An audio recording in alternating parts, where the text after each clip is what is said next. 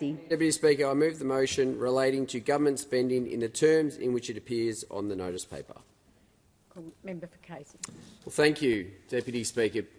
Government spending has an impact on all Australians, but we need to remember as lawmakers, and the government needs to remember, that it's not their money, it's taxpayer money. It's the community's money every time they look to spend it. Every dollar raised was earned by someone, a factory worker in Casey, a farmer, a small business owner who has taken a risk.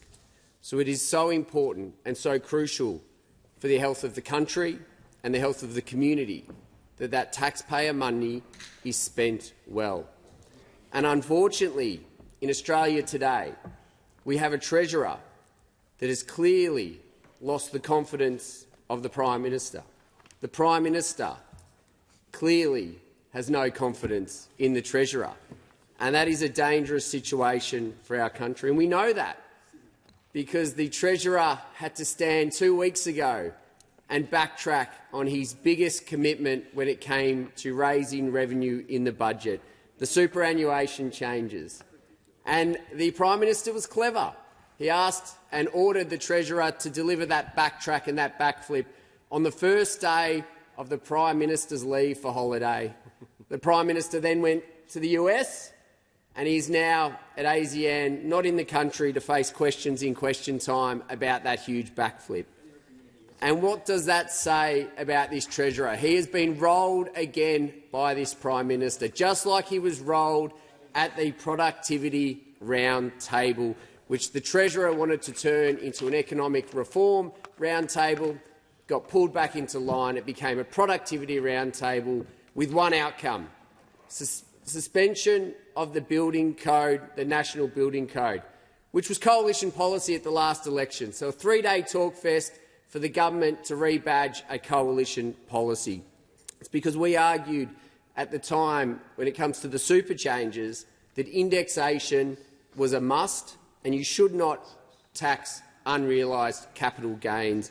It is a fundamental accounting principle that can't be breached. But the Treasurer and those opposite defended to the hilt the importance of those changes. But then he had to change when his boss pulled him into line. But this change by this government is going to leave a significant black hole in the budget, a budget that, by the Treasurer's own admission, is having 10 years of deficits as far as the eye can see. So how is this Treasurer and this Prime Minister going to pay for this black hole? Is it higher taxes? Is it cutting services? Or is it bigger deficits? They're the three options for this Treasurer and this Prime Minister, and they've refused to answer those questions. And if it's higher deficits, we need to understand that debt is not free. The debt we take on today will be repaid by our children and our grandchildren. And today, as it stands, as I speak, $50,000 a minute in interest repayments.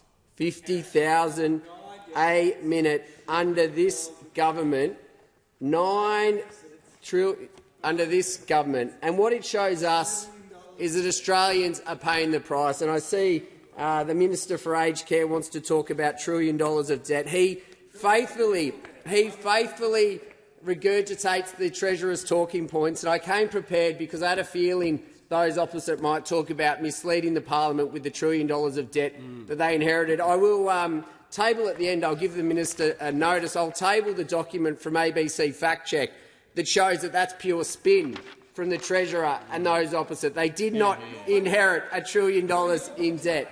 They did not. That is the lies that we have from this government. This Treasurer does not have any solutions to the economic challenges that we face. All he can do is give talking points on spin to those opposite to try and talk his way out of trouble. Now, the reality is spin and talking points, mistruths to the Australian people, does not solve the economic challenges that our communities face. And our communities know they are being abandoned by this government. They know that this government has short-term fixes that are not working, they have no medium-term fixes, and they have no long-term fixes to the economic challenges the Australian people face, and it's my community in Casey and all across the country that pay the price.